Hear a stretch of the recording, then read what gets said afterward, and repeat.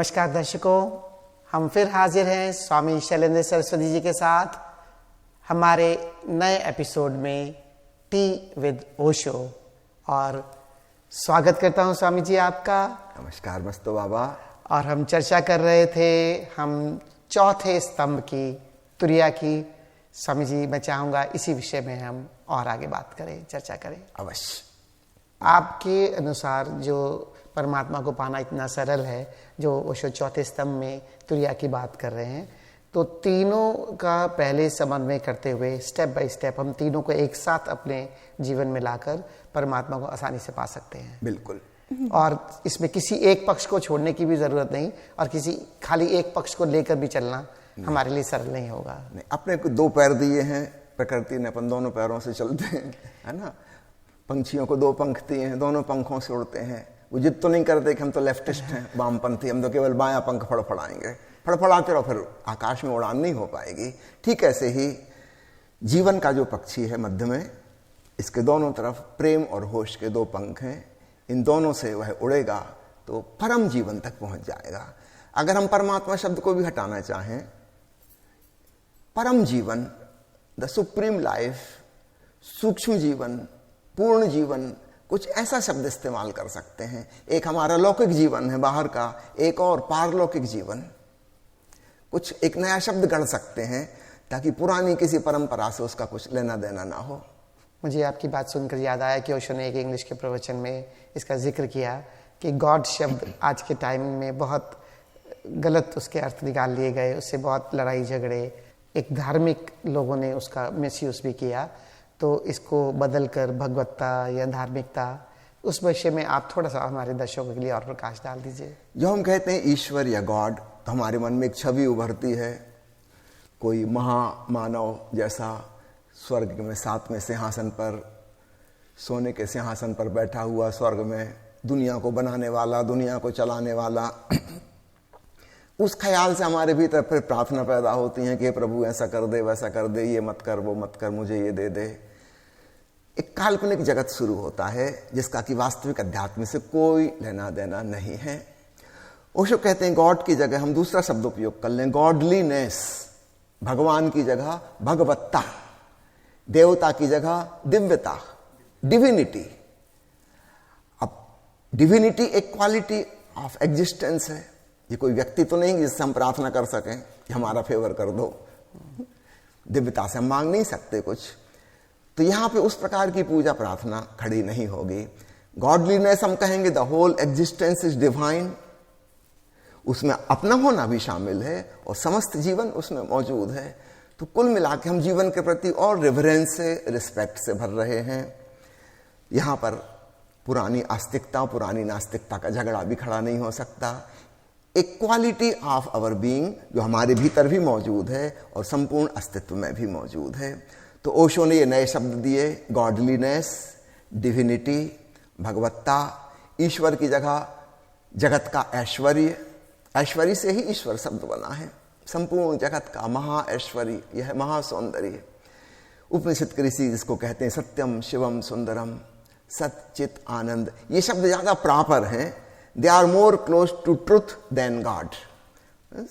सच्चित आनंद, सत्य जो है, रियल, ऑथेंटिक, एग्जिस्टेंशियल, चित कॉन्शियसनेस, आनंद ब्लिसफुलनेस। कौन व्यक्ति है जो ब्लिसफुलनेस नहीं पाना चाहता? जरूर पाना चाहता है। कौन व्यक्ति है जो शांत होना नहीं चाहता और परम सौंदर्य में नहीं जीना चाहता? सब चाहते हैं। ईश्वर शब्द आने से मुश्किल हो जाती है। अगर हम सीधा सीधा कहें कि मैं सौंदर्य का खोजी हूं, मैं सत्य का खोजी हूं, मैं चैतन्य का, आनंद का, शांति का खोजी हूं, तो इसमें कहीं कोई धार्मिक लाग लपेट फिर नहीं आती। इसका एक्सप्लॉइटेशन भी नहीं हो सकता। यह खोज अपने भीतर होगी और ये खोज ऐसी है कि मुझे ये होना है। ऐसा नहीं कि कहीं पर रखा हुआ है कुछ, उसको जाके पा लेना है। मुझे ये होना है। जब मैं कहता हूं मैं ध्यानपूर्ण होना चाहता हूं, I want to become super conscious, मुझे होना है। कहीं रखी नहीं है, वहां के जाके मिल जाएगी सुपर कॉन्शियसनेस। मैं जितना जागरूक हूं इससे थोड़ा और ज्यादा जागरूक बनूं। मेरे अंदर प्रेम की भावना है लेकिन छोटी रूप में है। मैं इसको थोड़ा खाद पानी दूं, ये पौधा बड़ा होने लगे, पुष्पित पल्लवित हो जाए, मेरा जीवन प्रेम की सुगंध से भर जाए, तो ये मुझे ही होना है। तो जो हम कहते हैं भगवत्ता, तो उस क्वालिटी में ये सारी क्वालिटीज आ जाती हैं, quality of awareness, quality of lovingness, quality of compassion, meditativeness, quality of sensitivity, reverence to the life, all these qualities in one word we can call godliness. तो पुराने उस शब्द से छुटकारा भी हुआ जो कि व्यक्तिवाची था. Now this is not a personality but it is a quality. आपने बहुत ही प्योरिटी से स्वामी जी परमात्मा का जो डिफाइन किया कि एक्चुअली वो एक क्वालिटी किस तरह से ओशो ने भी उसको रिप्लेस किया गॉड शब्द को गॉडलीनेस से और डिविनिटी को, सब इन सब चीज़ों को लिया. हमारे बहुत सारे दर्शक जो हमें सुन रहे हैं उसमें से बहुत सारे दर्शक, मैं ऐसा महसूस कर रहा हूँ कि इस प्योरिटी तक पहुँचने के रास्ते पर जो चलेंगे, मैं ऐसा महसूस करता हूँ कि दर्शकों का एक पक्ष है जो प्रार्थना में भी बिलीव करता है, क्योंकि जीवन जीते हुए बहुत सारे चैलेंजेस लोगों को आते हैं जिनको वो दुख की तरह परिभाषित करते हैं. तो अनायास ही मन से परमात्मा के प्रति एक प्रार्थना का भाव उनके लिए जागता है, क्योंकि जब कोई परेशान होता है तो अपने लिए रिलैक्सेशन ढूंढता है. तो इस संदर्भ में आप कैसे इस चीज़ को रखना चाहेंगे कि जो एक पक्ष है जो अभी प्योरिटी की तरफ चल भी रहा है लेकिन साथ साथ वो पुरानी धारणाओं से भी ग्रसित है, तो प्रार्थना को वो किस रूप में वो दर्शक जाने और जिससे कि उनको थोड़ा सा सहारा भी मिले लेकिन साथ साथ उनके भीतर एक प्योरिटी का रास्ता भी स्पष्ट रूप से आ जाए कि जो ये कर रहे हैं ईश्वरवादी, जो ये एक हमने ईश्वर को एक मनुष्यवादी रूप जो दिया है वो नहीं है, एक अस्तित्वगत तरीके से ये एक्सप्रेशन है जिसमें आस्तिक हो नास्तिक हो किसी को लेना देना नहीं, लेकिन साथ साथ वो अपने जीवन, क्योंकि हमने पहला स्तंभ जीवन के प्रति सकारात्मक दृष्टिकोण भी लिया, तो मैं पिछले स्तंभ भी इसमें थोड़ा सा इसको लेकर चलूंगा कि ऐसे व्यक्ति अपने जीवन को क्या दिशा दें. प्रार्थना के संदर्भ में दो बातें कहना चाहूंगा. पहली चीज, जैसे ओशो ने गॉड की जगह गॉडलीनेस कर दिया, तो वो पुरानी प्रार्थना तो यहाँ लागू नहीं होती कि हम उससे कुछ मांग लें, कि उसको फुसला लें, उसकी स्तुति कर लें, है ना. गॉडलीनेस तो एक क्वालिटी, एक नियम है अस्तित्व का, है ना. जैसे एक शराब भी है, वो लड़खड़ा के चल रहा था और गिर गया और टांग टूट गई. अब वो गुरुत्वाकर्षण से प्रार्थना तो नहीं कर सकता कि गुरुत्वाकर्षण मैया मेरी रक्षा करना, कल जब मैं शराब पी के आऊं तो मुझे अपने घर पहुंचा देना, मुझे गिराना नहीं, पटकना नहीं, ऐसा तो नहीं कह सकता. वहां कोई बैठा नहीं है सुनने वाला. गुरुत्वाकर्षण तो एक नियम है. आप संतुलित ढंग से चलोगे तो आप अपने घर पहुंच जाओगे, और शराब पी के लड़खड़ाओगे तो गिरोगे और टांग तोड़ोगे. वो किसी के पक्ष और विपक्ष में नहीं है. जब हम ऐसा लेते हैं परमात्मा को जीवन का एक महानियम, ताओ, धम्म, तब प्रार्थना का सारा रूप बदल जाएगा. तो पहली बात आपने जो कही कि जब आदमी दुख दर्द में होता है तब प्रार्थना करता है, यहां मैं उस चीज को बिल्कुल पलट दूंगा. जब कोई व्यक्ति शांत होगा, आनंदित होगा, प्रफुल्लित होगा, तब वो प्रार्थना करेगा, और उसकी प्रार्थना मांग नहीं बल्कि धन्यवाद देना होगा. इसके पहले लेना ही लेना था, ये वाली प्रार्थना में अब देना होगा. अहोभाव, ग्रेटिट्यूड, सारी बात पलट गई. देखिए, अगर हम पुराने शब्द का प्रयोग कर रहे हैं तो फिर हमें उसकी परिभाषा बदलनी होगी. या तो उसको हटा दो सबसे अच्छा, और अगर फिर भी हमको मोह है उस पुराने शब्द से, भगवान को भी रखना चाहते हैं, प्रार्थना को भी रखना चाहते हैं, फिर उसका भावार्थ बदल दो. तो ओशो ने पुराने शब्दों में नई मीनिंग डाल दी, नया अर्थ डाल दिया. तो ओशो कहते हैं प्रार्थना यानी अहोभाव, ग्रेटिट्यूड. इतना मिला है तुम उसे देखो. अभाव पर नजर मत लाओ किस चीज की कमी है, भाव पर नजर लाओ क्या है, कितना तुम्हें मिला है, और तुम बहुत प्रसन्न होगे, आनंदित होगे, और तुम्हारे हृदय से एक धन्यवाद निकलेगा. इस संपूर्ण अस्तित्व के प्रति हम जानते तो नहीं कौन है, लेकिन कहीं से तो हमें मिला है, उसके प्रति धन्यवाद का भाव आएगा. एक पक्ष ये हुआ. अब दूसरा पक्ष, जो लोग उस टेंडेंसी में हैं कि कुछ मांगना चाहते हैं, उसको मांगने की बजाय हम जीवन का एक नियम समझें जिसको लॉ ऑफ अट्रैक्शन कहते हैं.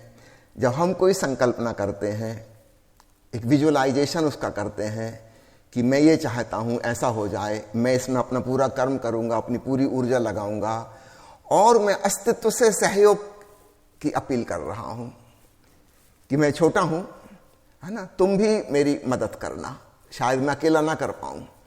ये एक अलग भाव हो गया, है ना. एक छोटी सी घटना आपको सुनाता हूँ. पश्चिम के एक बहुत बड़े लेखक ने लिखी है. वो अपने बगीचे में सुबह सुबह बैठा धूप में अखबार पढ़ रहा था, और उसका छोटा बच्चा वहाँ खेल रहा था गेंद से. लेकिन जहाँ से वो गेंद ले जाना चाह रहा, बीच रास्ते में एक गमला आता है. वो बच्चा गमले को खिसकाने की कोशिश कर रहा है, लेकिन उससे गमला खिसक नहीं रहा और उसकी वजह से खेल में बाधा पड़ रही है, गेंद वहां से फेंक नहीं सकती। उसका पिता देख रहा है लेकिन उसने कुछ नहीं कहा।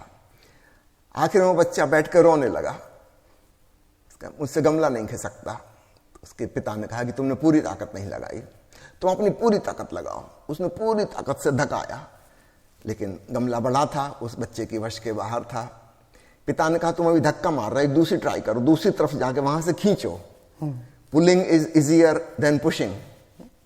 बच्चे ने वैसा भी किया, लेकिन वो गिर गया, उसको चोट भी लग गई। पिता ने कहा पूरी ताकत लगाओ। उसने कहा पापा मैंने पूरी ताकत लगा दी। उसने कहा नहीं, मैं तुम्हारा पिता हूं, मैं यहां बैठा हूं, तुम मुझसे भी रिक्वेस्ट कर सकते हो, मैं भी तुम्हारा हूं, मेरी ताकत भी तुम्हारी ताकत है। तुम मुझसे कहो गमला खिसकाना है तो मैं मदद करूंगा। उस बेटे ने कहा कि पापा प्लीज डू इट। तो पिता गया, उसने बाप बेटे ने दोनों मिलकर गमला खिसकाया। इस घटना से मैं कहना चाहता हूं कि अगर कोई परमात्मा को परम पिता परम मां मान रहा है, चलो उस धारणा से मैं ही उसको फिट कर देते हैं। हम अपना कर्म पूरी ताकत से करें, जितना हम कर सकते हैं, पूरी ताकत से जो भी किया जा सकता है। हर छोटी छोटी चीज के लिए बाप को नहीं पुकारना है। अगर ये छोटा बच्चा हर चीज में पिता से कहने लगे कि एक गिलास पानी ला दो, कि अब ये कर दो, कि वो कर दो, मेरी चप्पल कहाँ गई ढूंढ के दे दो, फिर पिता क्या करेगा? इसको एक झापड़ मारेगा कि मैं तुम्हारा नौकर नहीं लगा, है ना। तुम अपनी जब सब कुछ कर चुके, उसके बाद अगर तुम पुकारोगे तो निश्चित रूप से पिता मदद करेगा। लेकिन हर चीज में तुम उसको घुमाने लगो कि ये कर दो वो कर दो, बाप नाराज हो उठ के चला जाएगा वहां से कि हम तुमको जो करना हो करो, मैं यहां बैठूंगा ही नहीं। परम पिता परमात्मा को अगर हम उस रूप में आह्वान करना चाहते हैं तो हम जो कर रहे हैं, जो हमारा लक्ष्य है, टारगेट, उसको पाने के लिए हम अपनी पूरी जी जान, अपनी पूरी बुद्धि, अपनी पूरी भाव, संकल्प शक्ति सब कुछ लगा दें। और साथ में यह पुकार भी हो कि मैं छोटा नन्ना मुन्ना बालक हूं, ये गमला खिसकाने की पूरी कोशिश कर रहा हूं, जहां तक बन सके मैं खिसका लूंगा, लेकिन अगर ना खिसका पाऊं तो फिर तुम्हारी भी मदद चाहिए। अगर हम इस भाव से लें तो हम अस्तित्व से एक सपोर्ट और समर्थन प्राप्त करते हैं, जो कि पुराने प्रकार की प्रार्थना नहीं रही, है ना। इसमें हमारा संकल्प, हमारा कर्म, हमारी बुद्धि, हमारा भाव, वो सब नंबर 1 है ना। हाँ, हम सपोर्ट मांग रहे हैं, सपोर्ट हम सभी से मांगते हैं, मित्रों से भी मांगते हैं, परिवार के लोगों से भी मांगते हैं, जहां से भी हमसे बनती है। तो हम अस्तित्व से भी सपोर्ट मांग सकते हैं, और निश्चित रूप से अस्तित्व भी सपोर्ट करता है। इसका अर्थ हुआ कि व्यक्तिवाची परमात्मा को अपना नौकर ना मानकर अपना जो भी सामर्थ्य है उसको हम वहां पर लगाएं, और सहयोग की प्रार्थना हम कर सकते हैं। और सहयोग की प्रार्थना के बाद, लेकिन जैसा आपने कहा था धन्यवाद भाव, या जो भी उसका स्वीकार, जैसे आपने पहले टीवी दोषों के पहले दूसरे एपिसोड में आपने कहा था कि स्वीकार भाव। इसका अर्थ तो ये हुआ स्वामी जी कि जो हम परमात्मा को पाने का जो भी मार्ग, हम 3 स्तंभ हैं, सब एक कड़ी की तरह जुड़े हुए हैं, इंटरलिंक्ड हैं। तो हमें सब चीजों को साथ लेकर ही चलना होगा। तो हम कुछ भी उसमें घटा या बढ़ा नहीं सकते कि जो भी उसका मार्ग है, स्वीकार भी है, कर्म भी है, प्रार्थना भी है, और अपने भीतर प्रफुल्लता भी है, उन सब चीजों के साथ चलते चलते फिर हम इस तुरिया की अवस्था में पहुंच सकते हैं। जब ये गमले वाली घटना ख्याल में रहे तो अपने को यह भी ख्याल रखना चाहिए कि वो छोटा बच्चा जो करना चाह रहा है, जरूरी नहीं कि वह हमेशा सही हो, और जरूरी नहीं कि उसकी प्रार्थना उसका पिता हर बार पूरी करे। अगर वो जो कर रहा है वह उचित है तो अवश्य उसको सपोर्ट मिलेगी, लेकिन वह अनुचित है, छोटा बच्चा है, बाल बुद्धि है, उसकी बात हो सकता है अकलमंदी पूर्ण ना हो, वो अस्तित्व के नियम के खिलाफ कुछ करना चाह रहा हो, तब उसको सपोर्ट नहीं मिलेगी। इसलिए इस प्रार्थना में दूसरी चीज और जुड़ जाएगी कि परिणाम चाहे जो हो उसकी चिंता किए बगैर हम धन्यवाद के भाव से भरेंगे। अगर प्रभु ने मदद की है तो इसलिए की कि उचित था जो हम कर रहे थे, अगर नहीं की है यह भी बिल्कुल उचित है कि उसने इसमें सपोर्ट नहीं की, क्योंकि हम कुछ गलत करने जा रहे थे, तो माता या पिता उसमें बच्चे की सपोर्ट नहीं करेंगे, वो नहीं होने देंगे वो काम। तो हमको यह भी स्मरण रखना है कि हम एक बाल बुद्धि वाले व्यक्ति हैं, और विराट अस्तित्व जो कर रहा है वह सुपर इंटेलिजेंट है, तो वहां से सपोर्ट मिलना का भी धन्यवाद और नहीं मिलने का भी धन्यवाद। नहीं तो हम कुछ गलत कर बैठते हैं, है ना। नहीं मिलने का भी धन्यवाद। तो वो वाली प्रार्थना, पहली वाली धन्यवाद वाली, वो हर हालत में रहेगी। एक पक्ष की बात स्वामी जी बहुत मुझे लगता है कि दर्शकों को स्पष्ट हो गई होगी। अब दूसरे पक्ष की बात, प्रार्थना भी मैं आपसे समझना चाहूँगा। मैं चाहूँगा दर्शक उसको भी समझे। अथातो भक्ति जिज्ञासा में ओशो ने अपने प्रवचन में कहा कि प्रेम जब उठता है तो प्रार्थना बन जाता है। मैं चाहूँगा इस पर भी आप थोड़ा सा दृष्टिकोण डालें। एक समझे, एक सीढ़ी है, उसमें बीच का जो सोपान है, समझो 7 सीढ़ियां हैं, चौथे नंबर पे हम खड़े हैं, उसका नाम है प्रीति, प्रेम। यह प्रेम अगर नीचे गिरे, शरीर उन्मुख हो जाए तो ये वासना बन जाता है, कामना बन जाता है। अगर ये ऊर्ध्वगामी हो जाए, सहस्त्रार की तरफ पहुंचने लगे, चेतना की तरफ जाने लगे, तो यही प्रार्थना बन जाता है। यहां प्रार्थना का मतलब धन्यवाद वाली प्रार्थना से है, अहोभाव वाली प्रार्थना से है। तो वासना का मतलब है मांगना, हम दूसरे के द्वारा सुख प्राप्त करेंगे, और प्रार्थना का अर्थ है परम सुख मिल गया, उसका हम धन्यवाद दे रहे हैं। तो 2 छोर हैं, लेकिन बीच का बिंदु तो कॉमन है। तो सीढ़ी ना तो हमको ऊपर ले जाती, ना हमको नीचे लाती, हम पे निर्भर करता है हम किस दिशा में जाएंगे। तो प्रकृति ने हमारे भीतर एक सहज प्रेम दिया है, स्वाभाविक प्रेम दिया है। ये एक मध्य की स्थिति है। अधोगामी हो जाए तो हम काम उन्मुख हो जाएंगे, ऊर्ध्वगामी हो जाए तो हम राम उन्मुख हो जाएंगे। नीचे जाए तो वासना, ऊपर जाए तो प्रार्थना। ये भाव है ओशो का।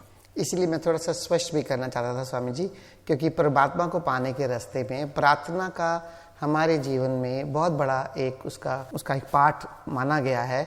और प्रार्थना आम तौर पर प्रभु को पाने के लिए भी प्रार्थना शब्द का प्रयोग और प्रार्थना के अलग अलग तरीके बहुत ज़्यादा प्रचलित भी हैं। तो आपकी बातें सुनकर तो ऐसा लग रहा है कि ओशो की दृष्टि और आपकी दृष्टि में जो प्रार्थना है वो धन्यवाद और अहोभाव ही उसका मेन प्रार्थना का उद्देश्य हो सकता है, या प्रार्थना की शैली हो सकती है।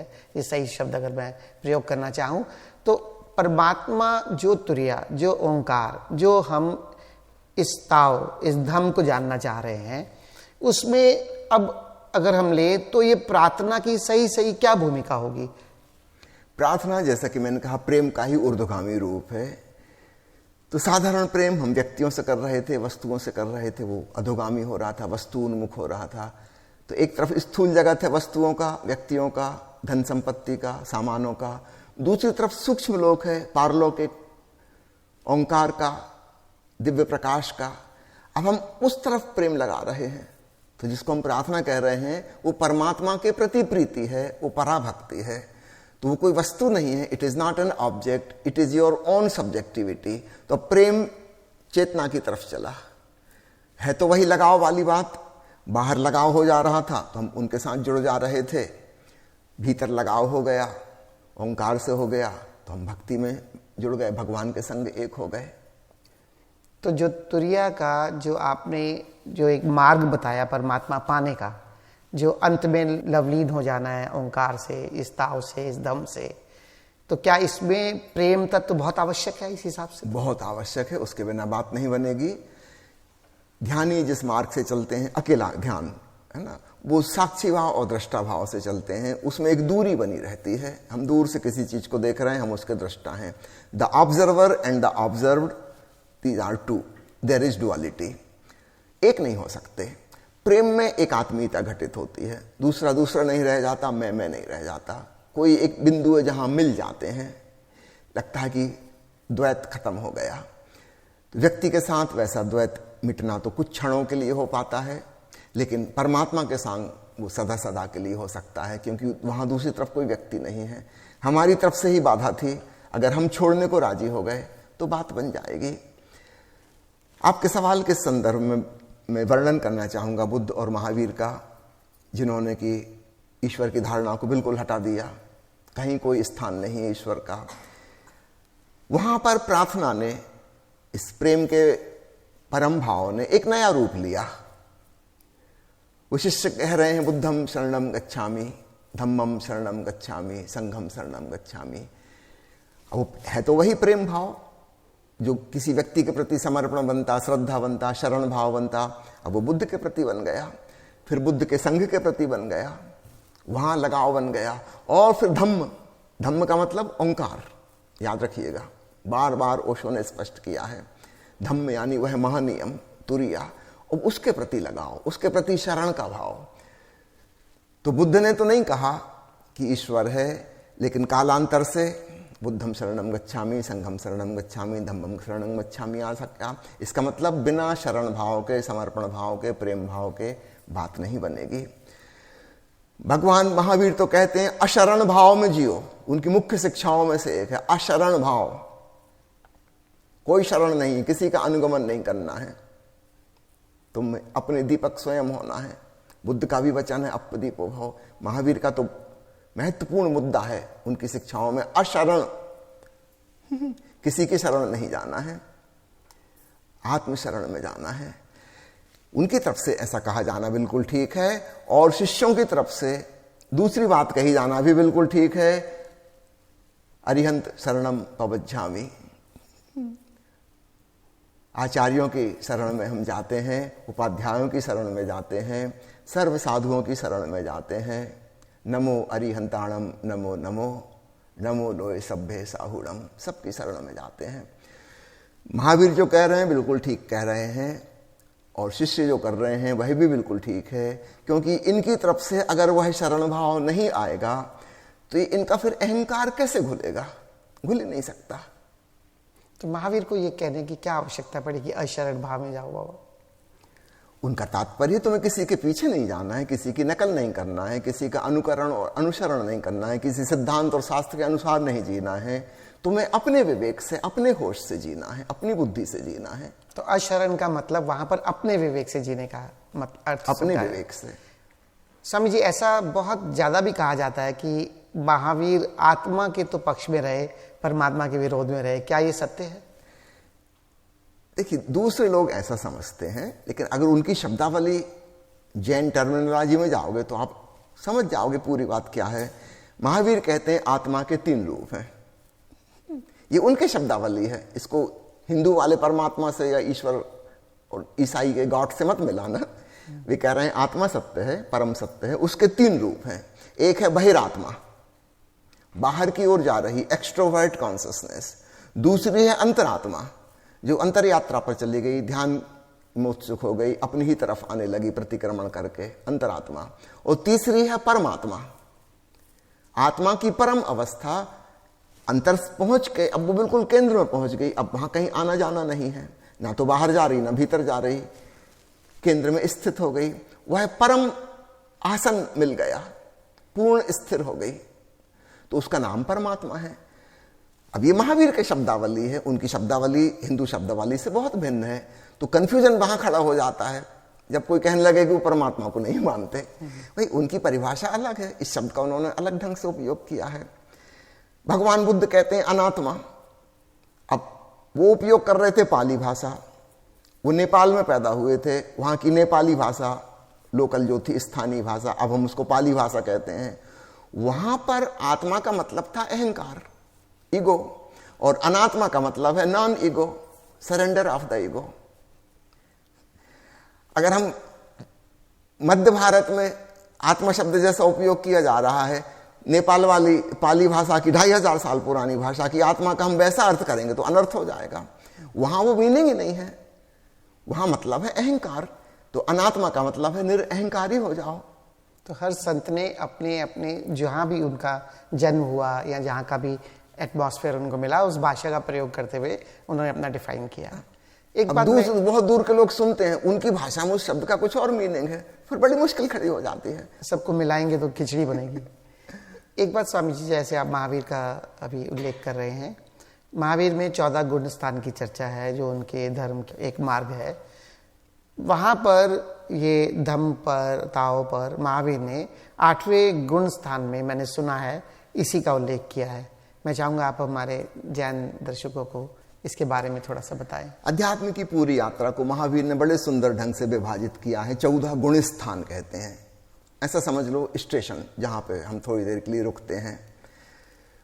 इसमें 8वें नंबर को कहा है उन्होंने अपूर्वकरण, और उस स्टेशन पर, उस गुण स्थान पर साधक को अपूर्व श्रुत सुनाई देता है। ये महावीर का शब्द है ओंकार के लिए। अपूर्व श्रुत, जिसको पहले नहीं सुना था। ऐसा समझो नदी के 2 किनारे हैं, चौड़ी नदी है, उसको हम 14 खंडों में बांट लें तो 7 खंड इस किनारे की तरफ हैं, 7 खंड उस किनारे की तरफ हैं। 8वें खंड का मतलब है हम मझधार से एक कदम आगे उठा चुके हैं, परमात्मा की तरफ ज्यादा पहुंच चुके हैं। वहां पर पहली बार ओंकार सुनाई देता है। तो यह सुनाई पड़ना अपने आप में एक महासौभाग्य की घटना है कि हम आधी नदी पार कर चुके हैं, है ना। इससे बड़ा हिम्मत बढ़ेगी, आत्मविश्वास बढ़ेगा, क्योंकि ध्वनि दूर से भी सुनी जा सकती है। अभी हम स्वयं परमात्मा स्वरूप नहीं हो गए, हम उस तरफ नहीं पहुंच गए। अभी हम अंतरात्मा की अवस्था में है, याद रखिएगा। जब हम इस किनारे पे थे संसार में भटके हुए, तब हम बहिरात्मा थे, और हम अंतरात्मा हैं क्रमशः 1 2 3 4 5 6 7 8 पे पहुंच गए। अभी भी हम अंतरात्मा हैं, परमात्मा नहीं हो गए। लेकिन यहां से हमें उस पार की ध्वनि, उस लोक की आवाज सुनाई पड़ने लगी। माना कि दूर से सुनाई पड़ रही, मगर एक आत्मश्रद्धा यहां से पैदा हो जाएगी कि मेरे जीवन में वह सौभाग्य की घटना घट गई। आज नहीं कल, कल नहीं परसों, इस जन्म में नहीं अगले जन्म में मैं पार लग ही जाऊंगा। फिर आगे और सूक्ष्मतर गुण स्थानों का वर्णन है, और 14वें में व्यक्ति परमात्मा हो जाता है। जो ये आपने मार्ग बताया, जो क्योंकि हम प्रोसेस की बात कर रहे हैं, ताव की, धम की, ओम की, ओंकार की, यहाँ पूर्व श्रुत आपने एक और इसमें शब्द जोड़ा। तो ये जो प्रोसेस है, जैसे स्वामी जी मैं प्रोसेस चाहता हूँ कि हमारे दर्शकों को बहुत स्पष्ट हो। और एक आपने प्रोसेस बताया, ध्यान में हम जब साक्षी होते हैं, निर्विचार होते हैं, और उसके बाद फिर हम ओंकार सुनते हैं और फिर उस पर लीन हो जाते हैं। तो ये जो मध्य, जहाँ हम दूसरे छोर की बात भी हम सुनने लगे, तो ये जो ध्यान का जो प्रोसेस है, इसका मतलब जरूरी नहीं कि हम लय हुए उसी समय, बीच में भी हम निर्विचार होते ही इस ताव को जान सकते हैं, इस धम को जान सकते हैं क्या? उसकी झलक कह लें। हम आधी नदी पार कर चुके हैं, उस तरफ की झलक हमें मिलने लगी, वहां की आवाज सुनाई पड़ने लगी। हमारा बहुत हिस्सा अभी भी मन इस तरफ अटका हुआ है, यहाँ के विचार भी आएंगे, भाव भी आएंगे, सब कुछ आएंगे, लेकिन उस तरफ की भी खबर आने लगी। तो अपने आप में एक बहुत बड़ी सौभाग्य की घटना है एक साधक को कि उस पार की कुछ खबर आने लगी। इसके पहले तो पता ही नहीं था कि वह पार भी कहीं है। हम एक भरोसे से चले जा रहे थे, गुरु ने इशारा किया था कि चलो ऐसा ऐसा ध्यान में डूबो, हम डूब रहे थे। लेकिन आत्मश्रद्धा पहली बार तब पैदा होती है जब अपूर्व श्रुत सुनाई देता है। अब बात बनी। स्वामी जी, क्या एक आम दर्शक आपकी बात सुन के कि या महावीर के रास्ते पे चल के 8वें गुण स्थान पर जाकर मुझे सुनाई देगा, या ध्यान में जब मैं निर्विचार हो जाऊंगा मुझे सुनाई देगा, क्या ये एक जन्म में संभव है? बिल्कुल संभव है। देखिए, हम सबके हजारों लाखों जन्म हो चुके हैं, हम कोई नए नहीं हैं। बार बार हम अंतर यात्रा कर चुके हैं, लेकिन हम कहीं किसी गुण स्थान से वापस लौट गए, 8वें तक नहीं पहुंच पाए। 8वें के पार जाके फिर हम उस पार ही जाएंगे, फिर इस पार नहीं लौटेंगे। लेकिन इस पार 7वें तक पहुंच के भी हम बार बार लौट आएंगे, फिर हमारा पतन हो जाएगा। किन्हीं क्षणों में हम उठ जाएंगे बहुत ऊपर, फिर भड़ाम से नीचे गिरेंगे, फिर कोई वासना हमें खींच लेगी। तो ऐसा हजारों लाखों बार हर व्यक्ति के साथ हो चुका है। हम कोई नई आत्माएं नहीं हैं। तो ऐसा हो सकता है, आप टेलीविजन पे, यूट्यूब चैनल पे मुझे देख रहे हैं और मेरी बात सुन के आप जरा सा ही प्रयोग करें और आपको ओंकार सुनाई देने लगे, अपूर्व श्रुत की घड़ी आ जाए। खुशी मनाना, नाचना, पर प्रभु को धन्यवाद देना कि आपके जीवन में वह महासौभाग्य घटित हो रहा है, और इसको एक संकेत समझना कि आप एक पुराने साधक हो। जितने लोग मुझे सुन रहे हैं उसमें से मुश्किल से 1% के साथ ऐसा होगा, सिर्फ 1%। 99% कितनी कोशिश कर लें वो नहीं पकड़ पाएंगे, लेकिन 1% को हो जाएगा। बस आप प्रार्थना भाव में, अहोभाव में डूब जाना। प्रभु की अनुकंपा हुई है और एक संकेत आपको मिल गया, उस पार से बुलावा आ रहा है, प्रभु आपको पुकार रहा है। प्रार्थना में हम प्रभु को पुकारते हैं, अपूर्व श्रुत जब घटता है तब हमें पता चलता है कि अरे प्रभु हमको भी पुकार रहा है। ये लगन एक तरफ से नहीं है, दोनों तरफ से है। मैं दर्शकों की तरफ से एक सवाल आपसे और करना चाहूँगा। महावीर की अध्यात्म की जो देशना है उसमें मुनि बनते हैं, मुनि बनकर वो 8वें गुण स्थान पर पहुँचते हैं। क्या एक साधारण व्यक्ति, जैसा आपने शुरू में भी कहा कि ओशो कहते हैं कहीं जंगल जाने की ज़रूरत नहीं है, कुछ छोड़ने की ज़रूरत नहीं है, अपने जीवन में रहकर, अपने परिवार के साथ रहकर, अपनी जीवन शैली में जो उसे धन अर्जित करना है वो सब करते हुए, क्या ये तुरिया की जो अवस्था है उसको पा सकता है? देखिए, जो तथाकथित मुनि हैं, भिक्षु हैं, साधु सन्यासी हैं, उन्होंने तो जानबूझकर dark night of the soul का पाथ चुना है, और इससे वो कहीं भी नहीं पहुंचेंगे, सिर्फ परेशान होंगे, बहुत परेशान होंगे। मैं आपको बताऊं, आज से करीब 20 साल पहले पूना में जैन साध्वियों का एक समूह रुका हुआ था, कोरेगांव पार्क में ही, आश्रम के सामने वाले बंगले में। उन्होंने मुझे निमंत्रित किया। उस समय मैं नेपाल में रहा करता था कि आप आइए, हमको ध्यान समाधि सिखाइए। मैं वहाँ पहुँचा, उनका परिचय लिया। करीब 21 साध्वियाँ थीं।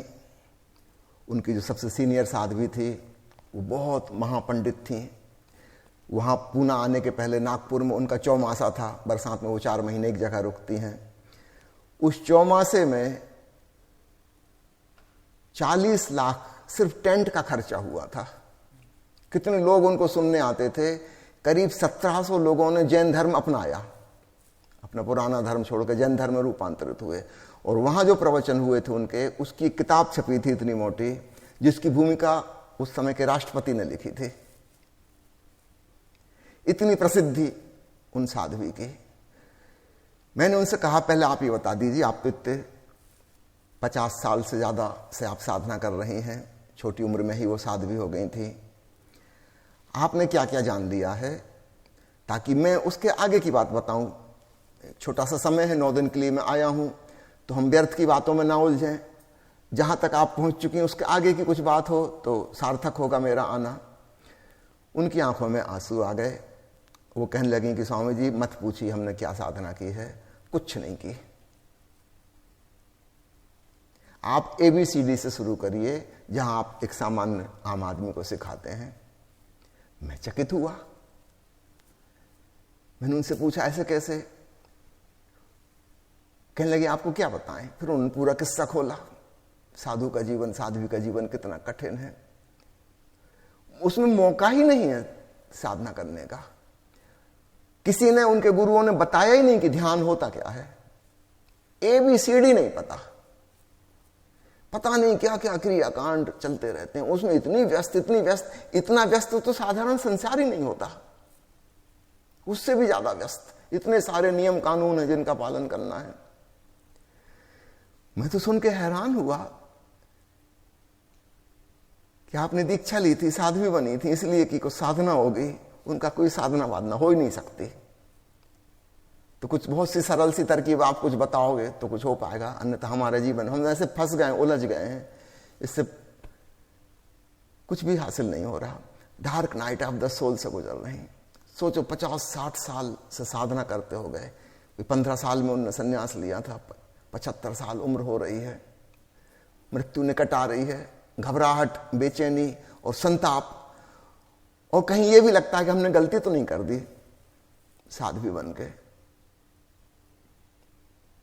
कुछ तो हासिल नहीं हुआ। और फिर उनसे सीनियर उनके गुरु हैं जिन्होंने दीक्षा दी है, उनके जीवन देखती, उनको भी कुछ नहीं मिला, वो भी खाली।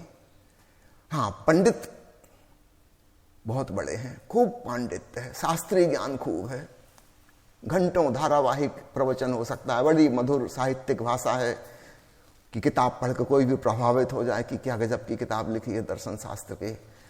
हाथ में कुछ भी नहीं है, बस बातें ही बातें हैं, कोरी बातें हैं।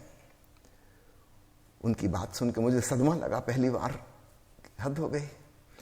तो आप जो कह रहे हैं ना, साधु साध्वी मुनि वो जिस प्रकार का जीवन जी रहे हैं, वो लोग बेचारे भूलवश, उनकी कोई गलती नहीं है। समाज में जिस प्रकार की बातें प्रचलित हैं, उनको लगा कि इस कठिन मार्ग से चल के हम पहुंच जाएंगे। जब उन साध्वियों को मैंने कहा कि 9 दिन के इस कार्यक्रम में आप 8वें गुण स्थान में पहुंच के अपूर्व श्रुत सुनेंगी, वो कहने लगी हो ही नहीं सकता। हमारे शास्त्रों में लिखा है कि स्त्रियां ज्यादा से ज्यादा 4थे गुण स्थान तक पहुंच सकती, बस इसके आगे संभव ही नहीं है। तो मैंने कहा फिर आप साध्वी बनी किस लिए जब परमात्मा तक जा ही नहीं सकती? उन्होंने कहा कि साध्वी इसलिए बने हैं कि हम ये कठिन जीवन जी के अगले जन्म में पुरुष जीवन प्राप्त कर सकेंगे, फिर हम साधु बनेंगे और तब हम परमात्मा की यात्रा करेंगे। इस जन्म में तो हो ही नहीं सकती, 4थे के आगे जा ही नहीं सकता कोई। मैंने कहा चलो 9 दिन में आपके सारे शास्त्र गलत हो जाएंगे, और वैसे ही हुआ। आखिरी दिन जब उन्होंने अपूर्व श्रुत सुना, उसको वो लोग दिव्य ध्वनि कहते हैं, डिवाइन मेलोडी, उसको सुन के वो साधवियाँ ऐसी नाची जिसका कोई हिसाब नहीं।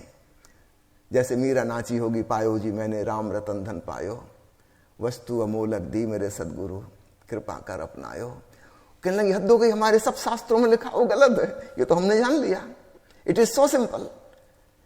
और इसका साधु साध्वी होने से, मुनि और भिक्षु होने से कोई भी लेना देना नहीं है। ज्ञानी अज्ञानी होने से, पढ़े लिखे अनपढ़ होने से कुछ भी लेना देना नहीं है, तो कोई भी जान सकता है। तो प्यारे मित्रों, दर्शकों, आप जो सुन रहे हैं, आपको नहीं पता कि साधु सन्यासी महात्मा गण किस मुसीबत में फंसे हैं। आप सोचते हो संसार में मुसीबतें हैं, आपकी मुसीबतें बहुत कम हैं। आपको उनकी मुसीबतें नहीं पता, वो बहुत बड़ी मुसीबत में है। They are passing through the dark night of the soul, जो कि बिल्कुल अनावश्यक है, उसका कोई मतलब ही नहीं था। आप सौभाग्यशाली हो, आप अपने घर में बैठे सुविधापूर्वक अपना जीवन जीते हुए उस परम जीवन को जान सकते हो, क्योंकि वह आपके भीतर है। बाहर की कोई चीज होती तो पक्का नहीं कह सकते। मंगल ग्रह पे आदमी पहुंच पाएगा कि नहीं पहुंच पाएगा, कह नहीं सकते। शुक्र ग्रह पे पहुंच पाएगा कि नहीं, कुछ पक्का नहीं है। बाहर की चीज हासिल हो पाएगी कि नहीं हो पाएगी, कह नहीं सकते। लेकिन जो अपने ही भीतर है, उसको हासिल नहीं करना है, वह तो पहले से मौजूद है, सिर्फ अंतर्मुखी होकर जानना है। यहां पे भेद याद रखिएगा, अचीवमेंट और डिस्कवरी का। अचीवमेंट या इन्वेंशन हमें किसी नई चीज का होता है। समझो पहले मोबाइल नहीं था, तो किसी वैज्ञानिक ने मोबाइल की खोज की, उसको हम कहते हैं इन्वेंशन, खोज। लेकिन खोज का एक दूसरा नाम है डिस्कवरी। न्यूटन ने गुरुत्वाकर्षण के सिद्धांत की खोज की, इसको इन्वेंशन नहीं कह सकते। गुरुत्वाकर्षण का सिद्धांत तो न्यूटन के बाप दादे भी पैदा नहीं हुए तब था, इसका न्यूटन से कोई लेना देना नहीं है। न्यूटन ने केवल डिस्कवर किया है, उसके ऊपर एक कवर, एक आवरण था, वो हटा दिया। अब हम पहचानने लगे कि गुरुत्वाकर्षण का नियम ऐसा होता है, उसका गुणा भाग फार्मूला समझ में आ गया, था तो सदा से। तो परमात्मा की डिस्कवरी है, इन्वेंशन नहीं है, अचीवमेंट नहीं है। दुनिया में आप शक्ति पाते हैं, संपत्ति पाते हैं, ज्ञान पाते हैं, डिग्रियां पाते हैं, बड़ा कंपटीशन है, जरूरी नहीं कि सब पा पाए। प्राइमरी स्कूल में अगर 1000 बच्चे पढ़ रहे हैं, तो पीएचडी करते करते 1000 में से एक ही बचेगा। 999 कोई कहीं अटक जाएगा, कोई कहीं अटक जाएगा, कोई कहीं छूट जाएगा। पूरी शिक्षा प्राप्त बहुत कम कर पाएंगे। तो बाहर के जगत में अचीवमेंट भी जरूरी नहीं है कि हम कर पाएं, कोई गारंटी नहीं है। इन्वेंशन कर पाएं, इसकी भी गारंटी नहीं है, संयोग की बात है। लेकिन भीतर का जो तत्व है वह 100% गारंटी है, क्योंकि वह ऑलरेडी मौजूद है। बस हमें अपनी दृष्टि फेरनी है, बहिर्मुखी से अंतर्मुखी, बहिरात्मा से अंतरात्मा होना है, और धीरे धीरे हम परमात्मा हो जाएंगे। परमात्मा मिल नहीं जाएगा, हम परमात्मा हो जाएंगे, अर्थात आत्मा की स्थिर अवस्था में, परम अवस्था में पहुंच जाएंगे। तो आपने जो बताया, परमात्मा पाना नहीं है, परमात्मा होना है। आपकी बातों से स्वामी जी मुझे एक संत की अच्छी वाणी याद आ रही है, to find God is a discovery, it's not adventure. समय की सीमा है, मैं आपसे क्या ये निवेदन कर सकता हूँ कि हम अपने अगले एपिसोड में शुरू के 10-15 मिनट अपने दर्शकों को ये जो ताओ है, धम है, ओम है, ओंकार है, क्या इसका ज्ञान दे सकते हैं? अवश्य। तो स्वामी जी, हम देंगे क्या, सबके भीतर मौजूद है, हम केवल दिशा परिवर्तित करा देंगे। जरा पलट के अपने भीतर देखो, सिंपल। गुरु कुछ देता नहीं है, याद रखिएगा, और शिष्य को सब कुछ मिल जाता है, वो अपने ही भीतर मिलता है, कोई बाहर से कोई चीज दी नहीं जाती। इसलिए गुरु शिष्य संबंध को पुराने समय में बहुत गंभीर बना दिया गया, मैं उस गंभीरता को भी तोड़ना चाहता हूं। निश्चित रूप से गुरु जो बताता है वह केवल इतनी ही बात है कि तुम पलट के अपने भीतर देखो, सुनो, इतनी सी बात है। कुछ दिया थोड़ी, शिष्य ने उससे कुछ लिया थोड़ी। हाँ, एक समझ, एक सूझबूझ ले ली, जो उसको अपने आप शायद ना आती, या अपने आप आती तो बहुत दिनों में आती, गुरु की मदद से थोड़ा जल्दी हो गया। वो मैच्योरिटी हमारे भीतर अपने आप भी आ सकती है, जीवन के खट्टे मीठे अनुभव करते करते, लेकिन शायद बहुत समय लगे। लेकिन किसी ने वह प्राप्त कर लिया है, डिस्कवर कर लिया है, उसकी मदद हमें मिल गई, उसने हमें मार्ग बता दिया कि अरे इतना सरल है, हमने भी कर लिया। तो वो जो गंभीर मामला चला आ रहा है गुरु शिष्यों का अतीत से, मैं उस श्रृंखला को भी विराम देना चाहता हूं। ओशो ने कहा कि मैं मित्रवत हूं, I am just a friend. ज्यादा से ज्यादा तुम ये कह सकते हो ए फ्रेंडली गाइड, इससे ज्यादा और बड़ा नहीं, उसको बहुत कोई गंभीर मामला मत बनाना। तो मस्तौबा आज की चर्चा पे ही समाप्त करते हैं। उससे पहले स्वामी जी मैं एक चीज़ ज़रूर अपने दर्शकों को कहना चाहूँगा कि अगले एपिसोड में हम शुरू में ये स्वामी जी जो हमारा अंतर्मुखी मार्ग परिवर्तन करने का हमें जो दिशा देंगे या मार्गदर्शन देंगे, क्या इसके लिए हमारे मित्रों को की कोई तैयारी करनी है? 2 चीज़ें तैयार कर लें। एक तो अभी से लेकर अगले एपिसोड तक आप ज़्यादा से ज़्यादा होशपूर्ण और प्रेमपूर्ण जीवन जीने की विधि अपनाएं। छोटी छोटी चीज़ों में देखें, क्या आप लविंग एटीट्यूड वाले हैं, क्या आप और ज़्यादा अवेयर हो सकते हैं। जितनी सजगता हमारे दैनंदिन क्रियाकलापों में है उसकी थोड़ी सी मात्रा परसेंटेज बढ़ सकती है। जब आप ऐसा ख्याल करेंगे तो तुरंत ही बढ़ने लगेगी।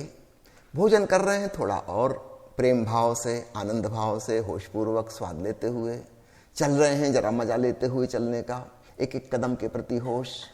कुछ नहीं कर रहे, फुर्सत में बैठे थे, सांस आ जा रही थी, उसी के प्रति होश। तो अपने जीवन में ध्यान और प्रेम की मात्रा बढ़ाइए। ठीक है, अगले एपिसोड में जब मिलेंगे उसके पहले आप 2 तैयारी और करके आइएगा। जिस कमरे में बैठ के आप सुन रहे हैं वहां कोई शोरगुल ना हो, कमरा बंद कर लीजिए, अगर साउंड प्रूफ हो सके तो और भी अच्छा। ईयर प्लग्स का इस्तेमाल करिएगा, जब हम कहेंगे आप साथ में लेके आइए। ईयर प्लग बाजार में जगह जगह मिल जाते हैं, मेडिकल स्टोर्स में भी मिल जाते हैं। अगर ना मिले तो आप रुई का फाहा, कपास का छोटा सा टुकड़ा ले सकते हैं, उसमें हल्का सा तेल लगा लें ताकि वो कहीं स्मूथ होके जाए भीतर, कहीं फ्रिक्शन ना हो कान में। तो छोटा सा फाहा आधा इंच का, उसको कान में लगा लीजिएगा, थोड़ा सा तेल उसमें लगा रहेगा, लुब्रिकेशन, तो कोई तकलीफ नहीं होगी। और एक आंख की पट्टी बांधने के लिए, तो पट्टी की जगह आप तौलिया का इस्तेमाल कर सकते हैं, चुनरी का इस्तेमाल कर सकते हैं, कोई भी कपड़ा। उसको बहुत जोर से नहीं बांधना है, हल्के से, कि बाहर की रोशनी भीतर ना आए। और जब हम प्रयोग करवाएंगे उस समय हम आपसे निवेदन करेंगे कि अपने कमरे की बत्ती भी बुझा दीजिए, पंखा एसी भी थोड़ी देर के लिए बंद कर दीजिए। तो आप इसकी व्यवस्था पहले से कर लीजिएगा और फिर आप भी अपने भीतर डूब सकेंगे। धन्यवाद स्वामी जी आज के आपके समय के लिए, और मैं दर्शकों से विदा लेता हूँ। फिर मिलेंगे अगले एपिसोड में और पूरी तरह से हम इस ताओ धम्म, ईश्वर की स्वर, ओम, ओंकार, अपूर्व शुद्ध, इसका अनुभव पूरी तरह से करेंगे स्वामी जी के साथ। धन्यवाद। जय ओशो। जय ओशो।